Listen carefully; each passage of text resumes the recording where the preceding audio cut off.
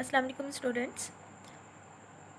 Last lesson में हम लोगों ने लॉ ऑफ मैस सेक्शन के बारे में पढ़ा था और जिसके according the rate of reaction is directly related with the active mass of the reacting substance. जितना ज़्यादा एक्टिव मैस होगा उतना ज़्यादा रिएक्शन का रेट होगा। ठीक है, और इसी डेफिनेशन को लेते हुए और केमिकल इक्विलिब्रियम स्टेट को लेते हुए हम लोगों ने एक फाइनल रिलेशन डेवलप किया था, that is for a general reaction. ये जनरल रिएक्शन की बात हो रही है, that is Kc is equivalent to C raise to power C D raise to power D divided by A raise to power A and B raise to power B। और ये जो हमने relation drive किया था, ये एक हमने एक जनरल इक्वेशन ली थी। वो इक्वेशन कौन सी थी? A plus B gives us C and D। ठीक है, ये A B ये रिएक्टेंट थे और C D ये प्रोडक्ट है। और जस्ट जितने भी स्मॉल लेटर्स में, स्मॉल अल्फ़ाबेट में जो ABC के हमने लेटर्स इंडिकेट किए हैं, वो बैलेंसिंग फैक्टर है या नंबर ऑफ़ मोल्स को इंडिकेट करते हैं। ठीक है, इस जनरल रिलेशन में हम लोगों ने लॉ ऑफ मैस सेक्शन लगाया और केमिकल इक्विलिब्रियम स्टेट के अकॉर्डिंग ये हमारे पास एक फाइनल रिलेशन डेवलप हुआ था, that is Kc is equal to CD over AB। ठीक है, और हमने ये पढ़ा था कि जितनी भी मोलर कंसनट्रेशंस होंगी उसके साथ ये नंबर ऑफ़ मोल्स होंगे या कोफिशिएंट होंगे, वो उनकी क्या बन जाएंगी? पावर बन जाएंगी। ठीक है, ओके, यहाँ तक हम लोगों ने देख लिया। अब इस रिलेशन के अकॉर्डिंग हम ये जनरलाइज़ कर सकते हैं कि हमेशा जो Kc रेशियो है वो प्रोडक्ट और रिएक्टेंट की रेशियो है। ठीक है, इसी रिलेशन से हमने Kc को डिफ़ाइन भी किया था, डेट पास कि Kc is a ratio of the product of the product of the concentration of the products raise to power their coefficient. ठीक है, फर्स्ट प्रोडक्ट का मतलब है मल्टीप्लिकेशन और दूसरे प्रोडक्ट का मतलब है जो रिएक्शन के बाद मटेरियल बना है। So Kc is the ratio of the product of the concentration of the product raise to power their coefficient, यानी कि उनकी कोफिशिएंट की पावर बन जाएगी, to the product of the concentration molar concentration of the reactants raise to power their coefficient. So Kc जो है वो हमेशा क्या होगा? प्रोडक्ट और रिएक्टेंट का रेशियो है। ठीक है, और उनकी हमने क्या लेनी है? एक्टिव मैसेज लेनी है, और एक्टिव मैस को हमने किस रिप्रेजेंट करना है? स्क्वायर ब्रैकेट से। ठीक है, इसी तरह से अगर हम लोग यही रिलेशन अगर एक केमिकल रिएक्शन के अंदर हम लोग लगाएं, for example we have a chemical reaction that is the nitrogen oxygen के साथ कंबाइन होती है and it is a reversible reaction that nitrogen monoxide gas will be formed.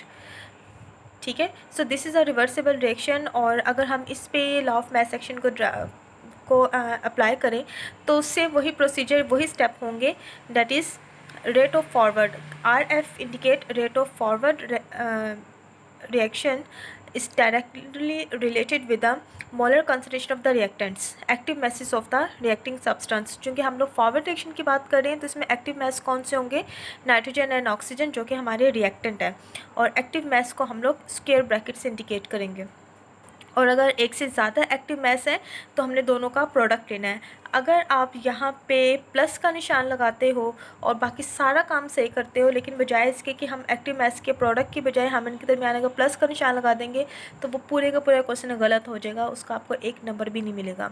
ठीक है, और ये भी बात याद रखिएगा कि एक्टिव मैस को हम लोग स्क्वायर ब्रैकेट से इंडिकेट करते हैं। इसके लिए आपने जो स्मॉल ब्रैकेट है वो भी नहीं आएगी, जो कर्ली ब्रैकेट्स है वो भी इंडिकेट आप नहीं करेंगे, इसके लिए हमारे पास सिर्फ स्क्वायर ब्रैकेट्स हैं। ठीक है, okay, rate of forward reaction is directly related with the active mass of the reacting substance that is the reactant. और अगेन प्रोपोर्शनैलिटी को हटा के हम लोग इक्वालिटी लगाएंगे और इसके साथ हम कोई ना कॉन्स्टेंट लगाएंगे। चूँकि फॉरवर्ड रिएक्शन है तो यहाँ पे जो हम कॉन्स्टेंट लगाएं दैट इज़ द KF। ठीक है, और बाकी N2 and O2 as it is। This is the rate of forward reaction. इसी तरह से इनका रेट ऑफ रिवर्स रिएक्शन यानी कि RR is directly related with the active mass of the reacting substance. चूँकि अब हम लोग रिवर्स रिएक्शन की बात कर रहे हैं, तो रिवर्स रिएक्शन में हमारे पास जो रिएक्टिंग सब्सटेंस होगा वो कौन होंगे, प्रोडक्ट होंगे। ठीक है, तो यहाँ पे हमारे पास एक्टिव मास हम लेंगे प्रोडक्ट का, डेट इज़ नाइट्रोजन मोनोऑक्साइड, और इसका जो कोफिशिएंट है वो इसकी पावर बन जाएगी, that is 2। Is it clear? ठीक है, अब यहाँ पे अगेन वही बात कि प्रोपोर्शनैलिटी को हटा के हम यहाँ पे क्या लगाएंगे, इक्वलिटी, और यहाँ पे के आर कॉन्स्टेंट लगाएंगे, और ये हमारे पास रेट ऑफ रिवर्स रिएक्शन की इक्वेशन आ जाएगी। ठीक है, और इक्विलिब्रियम स्टेट में क्या होता है, at the equilibrium state rate of forward reaction become equivalent to the rate of reverse reaction. ठीक है, और रेट ऑफ फॉरवर्ड रिएक्शन की इक्वेशन अब हमारी क्या है, के एफ N2NO2, वहाँ पे मैं इसकी वैल्यूज़ प्लेस करूँगी, that is K F N2NO2 is equal to, और रेट ऑफ रिवर्स रिएक्शन की हमारी इक्वेशन क्या है, डेट इज़ KRNO, इसकी पावर क्या आ जाएगी, स्क्वेयर। ठीक है, तो यहाँ पे वैल्यू प्लेस कर देंगे, date is KRNO square.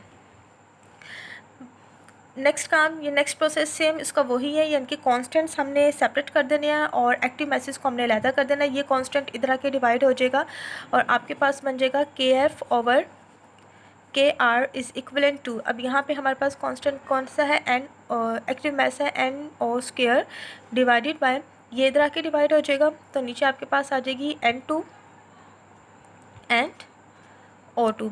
Again the ratio of the two constants answer will be also another constant, that is the Kc, और Kc क्या आ जाएगा आपके पास, Kc is equivalent to NO square divided by N2 and O2। this is a Kc relation for the this reversible reaction. ठीक है, process सारा वही है, इसको उसी तरह से ही सॉल्व करना है। इक्वेशन जौन सी भी होगी वो आप उसको वहाँ पे रिएक्टेंट और प्रोडक्ट्स उसके अकॉर्डिंग लिखेंगे। आपने जो चीज़ याद रखनी है वो ये है, दो बहुत इंपॉर्टेंट चीज़ें जिसके बगैर क्वेश्चन गलत हो जाएगा। नंबर 1, अगर एक से ज़्यादा एक्टिव मैस हैं तो हम हमेशा उनका प्रोडक्ट लेते हैं, उसके दरमियान आपने अगर यहाँ पे यानी कि अगर आपने इस इक्वेशन को ऐसे लिखा ना, like that KRF is directly related with N2 plus O2। ठीक है, तो ये पूरे का पूरा क्या हो जाएगा, ये गलत हो जाएगा।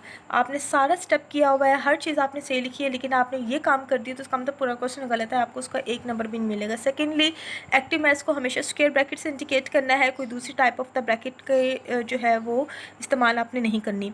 थर्डली, जो भी इसका कोफिशिएंट होगा वो उसकी क्या बन जाएगी, पावर बन जाएगी। Is it clear? सो इसका मतलब है कि हमेशा Kc क्या होती है, Kc is a ratio of the product over reactant.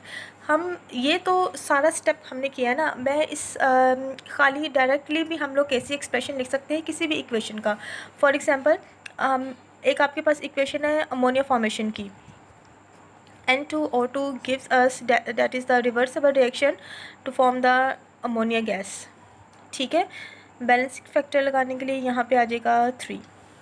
अगर आपसे कहा जाता है कि भाई आप ये आपके पास एक रिवर्सेबल रिएक्शन है और इसका Kc एक्सप्रेशन लिखिए डायरेक्टली, यानी कि बजाय इसके कि सारे स्टेप करें हम इसको डायरेक्ट भी लिख सकते हैं।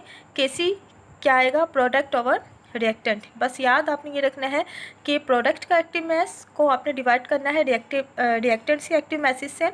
सेकेंडली, जो भी इनके कोफिशिएंट होंगे उनकी क्या बन जाएगी, पावर। तो यहाँ पे मैं Kc देखें डायरेक्ट अगर लिखूँ इसका, Kc is equal to product, यहाँ पे प्रोडक्ट कौन है, अमोनिया, डेट इज़ NH3, ये इसका प्रोडक्ट आ जाएगा।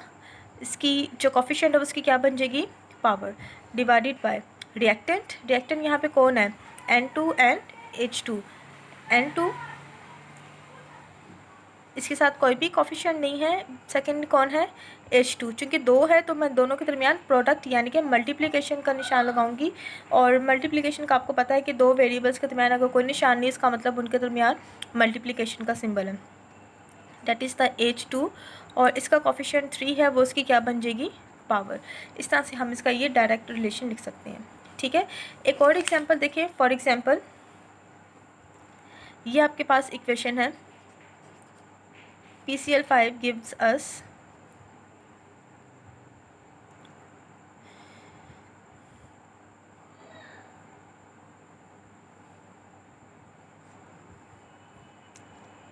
PCl5 gives us PCl3 and Cl2. This is a reversible reaction. Phosphorus pentachloride जब डिकम्पोज होगा आपके पास phosphorus trichloride and chlorine gas release होगी. आपसे कहा जाता है कि ये एक रिवर्सिबल रिएक्शन है और आप इसका Kc एक्सप्रेशन लिखें तो वही बात कि Kc is equivalent to product over reactant. यहाँ पे प्रोडक्ट आपके पास प्रोडक्ट वाली साइड पे कौन है, यानी कि राइट साइड पे कौन है, PCl3 एंड Cl2. तो वो हम यहाँ पे लिखेंगे. क्योंकि अब दो प्रोडक्ट है तो दोनों के दरमियान हम लोग क्या लगाएंगे, मल्टीप्लिकेशन, यानी कि कोई सिंबल नहीं लगाएंगे उनके दरमियान, प्लस माइनस कुछ भी नहीं लगाएंगे. Divided by reactant. रिएक्टेंट का मतलब लेफ्ट साइड पे कौन है, डैट इज़ अ PCl5. वो आपके पास एज अ रिएक्टेंट एक्ट हो रही है और इसका एक्टिव मास. अब यहाँ पे किसी के साथ कोई भी कोफिशिएंट नहीं था, इसलिए मैंने किसी के ऊपर कोई भी पावर नहीं लगाई. This is a Kc expression for this equation. Is it clear? ठीक है. अच्छा जी, अब ये तो हमारे पास हो गया. अब सेकंड हमारे पास क्वेश्चन आता है कि what is the unit of the Kc. Kc unit जो है वो हर इक्वेशन के अकॉर्डिंग है, क्योंकि हर जो Kc है that depends on the concentration of the reactant and products. ठीक है. और हर इक्वेशन में concentration of reactant and products different होती हैं. सो हर रिएक्शन में Kc के यूनिट भी क्या होंगे, डिफरेंट होंगे. फॉर एग्जांपल अगर मैं इस इक्वेशन की बात करती हूँ जिसमें हमने अमोनिया का लिया है, हमें पता है कि एक्टिव मास का यूनिट क्या होता है, यूनिट ऑफ एक्टिव मास, ये हमने लास्ट लेसन में पढ़ा था, that is the mole per DM cube. ठीक है. मोल per DM cube is a unit of the active mass.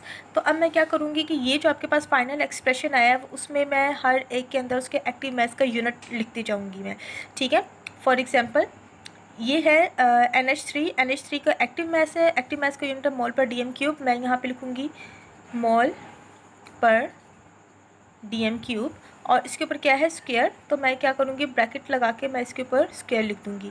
Divided by, ये भी एक एक्टिव मास है, इसका यूनिट क्या बनेगा, मोल पर DM क्यूब.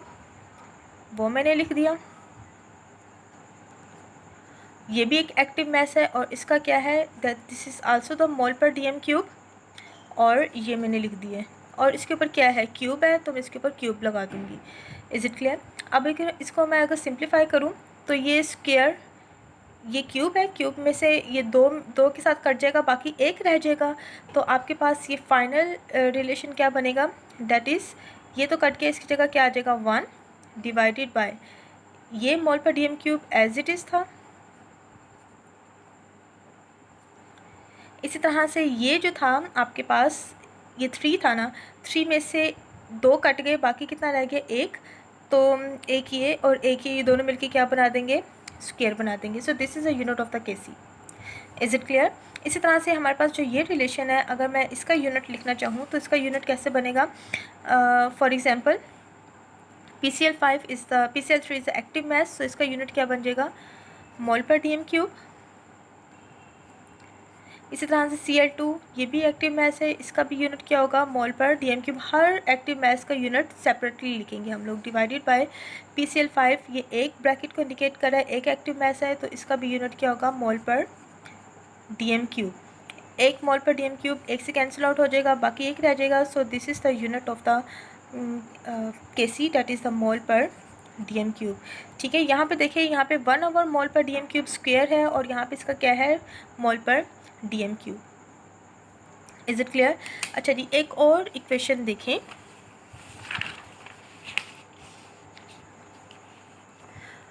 जो हमने एग्जाम्पल हुई है हाइड्रोजन आयोडाइड की, that is iodine and hydrogen gas. This is a reversible reaction and hydrogen iodide will be formed. ठीक है. अगर हम इसका Kc एक्सप्रेशन लिखें, then Kc is equivalent to product over reactant. Product आपके पास यहाँ पे कौन है, Hi, और इसके ऊपर चूँकि इसके साथ कोफिशिएंट है, वो कोफिशिएंट इसका स्क्वायर बन जाएगा. डिवाइडेड बाय रिएक्टेंट यहाँ पे कौन है, I2 एंड H2. ये इसका एक्सप्रेशन बन गया. ठीक है. ये कैसे एक्सप्रेशन बन गया. अब आपसे कहा जाता है कि इसके यूनिट लिखें, तो आपने क्या करना है, हर एक्टिव मास का यूनिट लिख देना है. Hi इज़ एक्टिव मास, इसका यूनिट है मोल पर DM क्यूब. और इसके ऊपर चूँकि स्क्वायर है तो इसके ऊपर क्या आ जाएगा, स्क्वायर आ जाएगा. ठीक है. Divided by I2 mole per DM cube एक एक्टिव मास है. इस तरह से H2 एक अलग एक्टिव मास है. ठीक है. अब ये स्क्वायर है, एक ये भी, ये स्क्वायर इन दोनों से कैंसिल आउट हो जाएगा. तो इसका मतलब यहाँ पे कोई यूनिट नहीं है, Kc का यहाँ पे कोई यूनिट नहीं है, नो यूनिट. ठीक है, तो इससे हमें बड़ी एक चीज़ क्लियर हो रही है कि अगर रिएक्टेंट एंड प्रोडक्ट्स में टोटल नंबर ऑफ मोल्स की क्वांटिटी इक्वल होगी तो हमेशा केसी के यूनिट ज़ीरो आएंगे। टोटल नंबर ऑफ मोल्स का क्या मतलब है, इसके साथ कोई कोफिशिएंट नहीं, इसका मतलब इसके साथ क्या है, 1 है। इसके साथ कोई कोफिशिएंट नहीं, इसका मतलब इसके साथ भी क्या है, 1। 1 और 1 कितने होते हैं, 2। सो टोटल रिएक्टेंट्स के 2 मोल्स हैं और यहाँ पे भी प्रोडक्ट में कितने मोल्स हैं, 2। तो टोटल नंबर ऑफ मोल्स अगर दोनों साइड पे इक्वल आ जाएंगे तो केसी का कोई यूनिट नहीं आएगा। हमारी जो पीछे वाली एग्जांपल्स हैं उसमें देखें ज़रा, यहाँ पे देखें कि यहाँ पे इसके साथ कोई कोफिशिएंट नहीं, इसका मतलब इसके साथ 1 है, तो 1 + 3 आंसर क्या आ जाएगा, 4, यानी कि टोटल रिएक्टेंट में 4 नंबर ऑफ मोल्स हैं। और यहाँ पे अमोनिया के साथ देखें क्या लिखा हुआ है, 2, इसका मतलब अमोनिया के 2 नंबर ऑफ मोल्स हैं। रिएक्टेंट में 2 हैं, रिएक्टेंट में 4 है एंड प्रोडक्ट में कितनी है, 2 हैं। तो ये दोनों इक्वल नहीं है, इसलिए यहाँ पे केसी का यूनिट बना है। नीचे वाली एग्जांपल में भी देखें, यहाँ पे PCl5 के साथ कोई कांस्टेंट नहीं लगा, इसका मतलब इसके साथ कौन है, 1 है। यहाँ पे PCl3 के साथ कोई कांस्टेंट नहीं, इसके साथ क्या है, 1। Cl2 के साथ कोई कांस्टेंट नहीं, इसके साथ भी क्या है, 1। तो नंबर ऑफ मोल्स यहाँ पे 1 है, यहाँ पे कितने हैं, 1 + 1 टोटल कितने हो जाएंगे, 2। अब ये भी दोनों इक्वल नहीं है, इसलिए देखें यहाँ पे भी केसी का यूनिट जो है वो हमने ड्राइव किया था। लेकिन यहाँ पे चूँकि दोनों तरफ नंबर ऑफ मोल सेम है इसलिए केसी का कोई यूनिट नहीं है। सो वो रिएक्शन जिसमें नंबर ऑफ मोल सेम है उसमें आपको केसी के यूनिट ड्राइव करने की ज़रूरत ही नहीं है, आप डायरेक्ट वहाँ पे लिखेंगे कि केसी जो है यहाँ पे 0 है क्योंकि दोनों तरफ नंबर ऑफ मोल्स सेम है। Is it clear? अच्छा जी, अब यहाँ तक तो हो गया हमारे पास how we can write the KC expression direct for the given reaction. हम डायरेक्ट कैसे लिखेंगे और उसके यूनिट कैसे ड्राइव करेंगे। हम इसी केसी एक्सप्रेशन को अगर हम इसकी एप्लीकेशन देखें तो केसी एक्सप्रेशन जो है वो हमें इक्विलिब्रियम स्टेट में रिएक्टेंट और प्रोडक्ट्स की कंसंट्रेशन को फाइंड आउट करने में हेल्प करता है। यानी कि अगर आपके पास लेट्स सपोज कोई भी एक प्रॉब्लम है और उसमें यह है कि भी आप उसमें रिएक्टेंट एंड प्रोडक्ट की कंसंट्रेशन दी हुई है तो आपसे पूछा जाता है कि भाई इसके केसी वैल्यू फाइंड आउट करें, या अगर आपसे ये होता है कि भी केसी एक्सप्रेशन दिया, केसी वैल्यू दी होती है और आपसे कहा जाता है कि रिएक्टेंट या प्रोडक्ट की क्वांटिटी को फाइंड आउट करें। ये हम इसमें से एप्लीकेशन देखेंगे इसकी, ठीक है। इसके लिए फॉर एग्जांपल हम एक स्टेटमेंट देखते हैं, एक न्यूमेरिकल देखते हैं। लेट्स सपोज ये आपकी स्टेटमेंट है, इसमें देखिए for the decomposition of die nitrogen oxide N2O, इसकी आपने डिकम्पोजिशन करवानी है। डिकम्पोजिशन का मतलब इसको ब्रेक करना है, किस में ब्रेक करना है, इनटू नाइट्रोजन एंड ऑक्सीजन, इसको हमने नाइट्रोजन ऑक्सीजन में ब्रेक करना है। Reversible reaction take place as follow. अब कह रहे हैं कि जब आप इसको ब्रेक करते हो तो ये रिवर्सिबल रिएक्शन होता है, that is N2O gives us nitrogen and oxygen and this is a reversible reaction, ठीक है।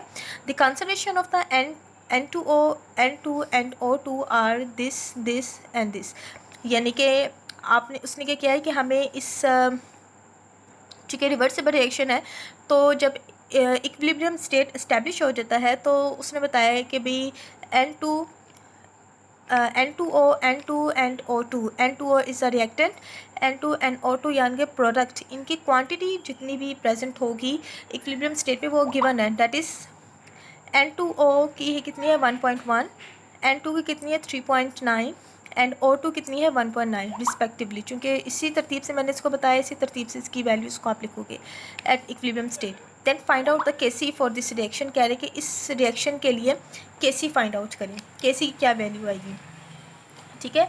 आपने क्या करना है कि डायरेक्टली आपने जस्ट केसी एक्सप्रेशन लिखना है और वैल्यूज़ प्लेस करेंगे तो आपके पास जो है वो उसका फाइनल वैल्यू आ जाएगी। सोल्यूशन में आप क्या करेंगे, सोल्यूशन में हमारे पास गिवन में क्या है, हमारे पास एक्टिव मैस गिवन है N2O का, N2O की हमारे पास कंसंट्रेशन गिवन है इक्विलिब्रियम स्टेट पे, दैट इज़ द 1.1 मोल पर DM³। इसी तरह से N2 की भी हमारे पास वैल्यू गिवन है, दैट इज़ 3.9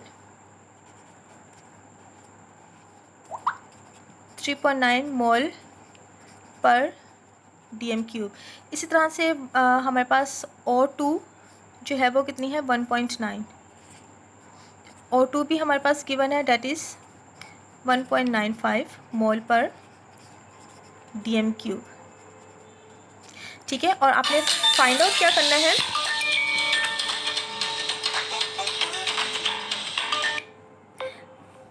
फाइंड आउट में आपने डेट इज़ अ केसी, आपको इस रिएक्शन का केसी फाइंड आउट करना है। Is it clear? ठीक है, तो आप सबसे पहले क्या करोगे, आपके पास इस पूरे सिस्टम का केसी एक्सप्रेशन होना ज़रूरी है। और केसी एक्सप्रेशन आप कहाँ से निकालोगे, दिस केसी इक्वेशन से। हमारे पास इक्वेशन क्या है, that is N2O gives us 2N2 plus O2। ठीक है, इसका केसी क्या निकलेगा, केसी इज इक्वल टू प्रोडक्ट है आपके पास N2 और इसका एक्टिव मास है 2 स्क्वायर आ जाएगा। चूँकि यहाँ पे 2 एक्टिव मास हैं तो हमने ऑक्सीजन भी साथ में लिखी है और प्रोडक्ट इनके दरमियान है, और डिवाइडेड बाय रिएक्टेंट यहाँ पे कौन है, N2O, इसका क्या आ जाएगा, स्क्वायर। ठीक है, अब आपने क्या करना है, इन एक्टिव मैसेज की यहाँ पे वैल्यूज़ को प्लेस करना है। ठीक है, फॉर एग्जांपल N2 की वैल्यू क्या है, 3.9 इसकी वैल्यू आपने लिखी है, और इसके ऊपर क्या है, स्क्वायर, तो इसके ऊपर क्या आ जाएगा, स्क्वायर। इस तरह से O2 की वैल्यू क्या है, 1.95, वो मैंने यहाँ पे प्लेस कर दी है, डिवाइडेड बाय N2O की वैल्यू क्या है, 1.1, और इसके ऊपर क्या आ जाएगा, स्क्वायर आ जाएगा। इसको आप सॉल्व करें और आपके पास जो फाइनल आंसर आएगा, that is the KC is equivalent to 24.5। ठीक है, ये तो आपके पास केसी की वैल्यू आ गई। Now how we can drive the unit for this expression. अब आपने इसकी यूनिट कैसे निकालने हैं, यूनिट में देखें आप, इसी के आगे मैं इसको सॉल्व कर रही हूँ। यहाँ पे N2 एक्टिव मास है, इसका यूनिट क्या है, मोल पर DM³। हर एक एक्टिव मास का लिखते जाए, उसके ऊपर स्क्वायर है तो उसके ऊपर भी क्या आ जाएगा, स्क्वायर। इसी तरह से नेक्स्ट ऑक्सीजन है, इसके ऊपर यूनिट क्या आ जाएगा, मोल पर DM³ divided by N2O square है, इसका भी यूनिट क्या आ जाएगा, मोल पर DM³, और इसका भी क्या आ जाएगा, स्क्वायर। ये स्क्वायर वाली टर्म्स कैंसिल आउट होगी, बाकी आपके पास क्या रह गया, मोल पर DM³। सो इट मीन्स केसी के यूनिट क्या आ जाएंगे यहाँ पे, मोल पर DM³। So this is a final answer. ठीक है, सो आपके पास इस तरह की प्रॉब्लम्स आ सकते हैं कि कंसंट्रेशंस गिवन होगी, आपने केसी फाइंड आउट करना है, या हो सकता है कि केसी वैल्यू गिवन हो और रिएक्टेंट्स की क्वांटिटी गिवन हो, आपसे कहा जाए कि प्रोडक्ट निकालें, या केसी वैल्यू गिवन हो, प्रोडक्ट की क्वांटिटी दी हो सकता है आपसे कहा जाए कि रिएक्टेंट निकालें। आपने जब भी प्रॉब्लम ये वाली सॉल्व करनी है, आपने डायरेक्ट जो भी आपके पास रिलेशन या इक्वेशन दी होगी, आपने डायरेक्ट उसका क्या करना है, केसी एक्सप्रेशन लिखना है, और उस एक्सप्रेशन के अंदर जो जो वैल्यूज़ दी हुई है वो आपने प्लेस कर देनी है, बाकी आपने फाइंड आउट कर लेनी है। ठीक है, अगर केसी दी हुई है तो यहाँ पे केसी वैल्यू आ जाएगी, और अगर आपसे ये प्रोडक्ट की रिएक्टेंट की अमाउंट निकालने के लिए कहा जाता है तो केसी गिवन होगा और रिएक्टेंट की गिवन होगी, प्रोडक्ट की गिवन होगी। ठीक है, तो आपने इनकी वैल्यूज प्लेस करके इसकी वैल्यू फाइंड आउट कर लेनी है। सो तीन चीज़ें हैं, केसी, रिएक्टेंट एंड प्रोडक्ट्स, तीन में से 2 की वैल्यूज हमेशा गिवन होगी, एक आपने फाइंड आउट करेंगे। इस तरह से आपके पास जो है वो डिफरेंट न्यूमेरिकल्स होंगे, प्रॉब्लम्स होंगे, आपने इसको सॉल्व करना होगा। Is it clear? Okay, thank you.